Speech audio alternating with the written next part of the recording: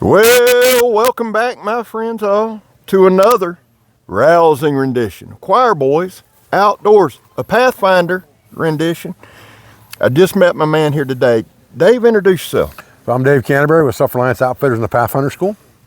What do you do, Dave? That was brief. That was quick? That was quick. Easy. All right, so at the Pathfinder School in Southeast Ohio, we teach lots of classes from basic, intermediate, and advanced survival, navigation intensive, wilderness first aid, ropes and rigging, edible plants, medicinal plants, lots of other classes, and you can find them on our website at selfrelianceoutfitters.com under the training tab. And I also write books. I wrote the book Bushcraft 101. I have a store, Self-Reliance Outfitters, online at selfrelianceoutfitters.com. We sell lots and lots of gear related to survival, self-reliance, and bushcraft. That's perfect. I actually have one of your books that I enjoyed reading. Okay. Here's the deal, guys. Dave does everything. We're knife guys. That's what we do. It's all about everything. Guys. I just bought this today. Absolutely. What you got right there? What do I got right here? This knife's never been produced. Okay. All right, this is one that I made myself.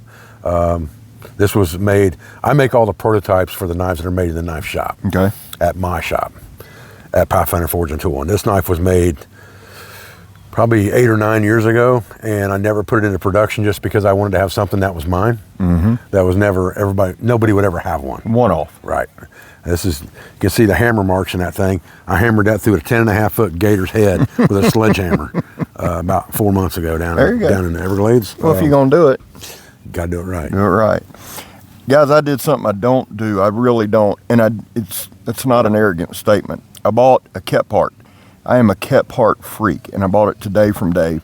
I've been wanting one of these bad. But I bought it because it's going to be as close to one of the originals as you can get. I'm looking forward to. And you do a lifetime guarantee. Lifetime guarantee. But explain that. There's nothing to explain. If you snap that thing in half, I'll give you a new one. You run it over with your truck and it breaks, I'll give you a new one. You hammer it in the side of a tree trying to climb the tree and stand on it, you break it, I'll give you a new one. That's a pretty damn good deal. Now, here's the deal. Again, I'm a Kep part fan, and I'm excited about this, and we'll do a review. We'll do all that. I purposely stood us here, right? So these are all the knives you offer? Not quite, but it's most of them. Okay. Yeah. It's the main models, yes. Okay. So what I want to do real quick, and I don't want to tie Dave's time up. He's paying me by the hour. So yeah, that's true. Here's what we're going to do. We're going to pick a couple. Turn this way, Dave. Okay. Here's what I'm going to do. I'm going to call one out, and I want you to... I'm not looking? You're not looking. I'm not looking. Okay. I'm going to call one out, okay, and I want you to tell me the thought process behind it. Okay. Let's go with the Scorpion XL. Okay, Scorpion XL. So the flagship model for Pathfinder Knife and Tool and Pathfinder Knife Shop was the Scorpion, which was a 4 1/4 inch blade. It's an 1/8 inch curly maple handles. It was meant to be a bushcrafting and all-around woods type knife. It had an 1/8 inch blade, made out of 1095, Rockwell hardness between 58 and 60 most of the time. It's easy to choke up on, it's easy on the hand. The XL version of that was extended to a 5 inch blade because I believe that 5 inches is kind of that sweet spot for an all-around knife, because I don't think you'd have to process anything over 4 inches in diameter to get most things done in the woods unless you're building a log cabin. I like it. Let's do another one. Let's do one more, and then we'll kind of... I do want to do this one. All right. The Mountaineer. And the Mountaineer. Okay. So the Mountaineer, this is the indestructible, bomb-proof, I'm a bushcraft guy and I've got a baton through knotty elm. That's your knife, okay? This thing can take the bark off of trees. You can dig with it. You can gut with it, skin with it, kill a hog with it. Whatever you want to do, you can do it with that knife. So that's kind of our all-around survival type blade. And you guarantee what? And I guarantee it for life. Batoning. Baton it all you want to. You'll never break it. That's what I wanted to talk to you about. And here's the thing. Most of you, I walked up and I asked Dave, we ran through a list of what he had on his table. And I'm thinking in review terms. You always do that if you're a knife tuber. I'm not a knife reviewer, by the way. I'm probably Dave's favorite knife tuber. But here's the deal. I asked for one because, and I bought it because I think it's fair and it's right. What'd you charge me? I don't even know what I paid for it. $156 probably, something like that. So here's the thing, guys. Here's the thing, and I want y'all to listen. I want you to listen real good. You know, everybody that watches my channel knows this. You work hard for your money, you spend it where you want. I don't care. But here's the thing. It's American made, hammered out. It's American made, water jetted blank, hand ground. Hand ground. Hand heat treated and straightened. And you guys do the handles. All of it, yeah. Where do you get your sheaths? Badger Claw Leather Works in Texas. And I love them. I love these guys. I have a bunch of these. Yeah. But here's the thing, guys. For 165, let's go high end. Let's go 175 with tax, whatever. Sure. You're not going to beat that. And there's not an American-made knife.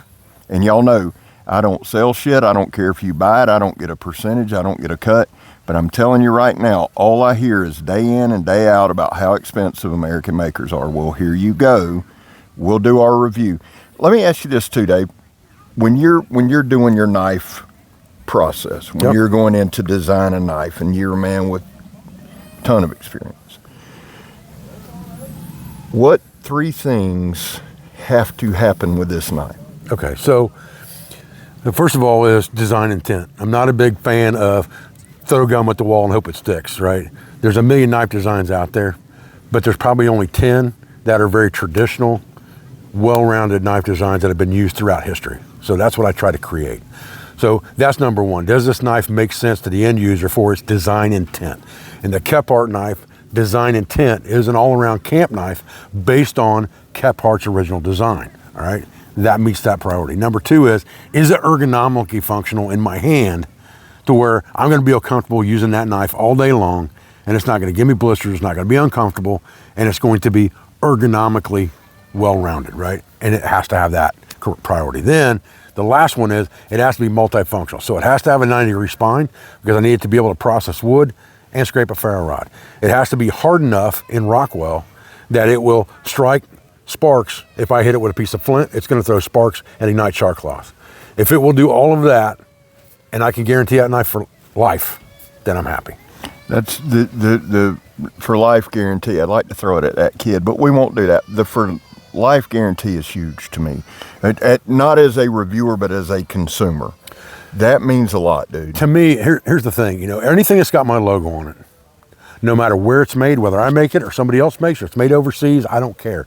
If it has my logo on it, it has a lifetime guarantee because I believe in my heart of hearts that if you're not willing to guarantee something you're going to sell someone for life, then you don't trust it enough yourself. Right. And if you don't trust it enough yourself to use it for a life and death situation, why are you selling it to somebody else? Right. And I can't guarantee something for life if I'm not sure it's going to last. Right. Because I don't have the money to just keep replacing them. Yeah. Right. Yeah. And I had Dave, and I'm not going to mention the company because I don't bash, and I really don't. There's people that work there. I don't do that either. But I handed him a knife and got his honest thoughts and then told him a price and called him as he fell out of the chair. They don't have a lifetime guarantee, and it was a $400 and something knife. My point to you guys is this. If we're going to spend our money, then let's spend it smartly, because Dave is a guy who's been out here, he's done it. And guys, y'all know me. We started this thing wide open with huge knives. We love them. We always will. But when I come to these events and I meet guys who are serious about being in the woods, these are the styles. This is what they carry. So it matters. And a lot of these folks don't have a ton of money. Right. They just don't.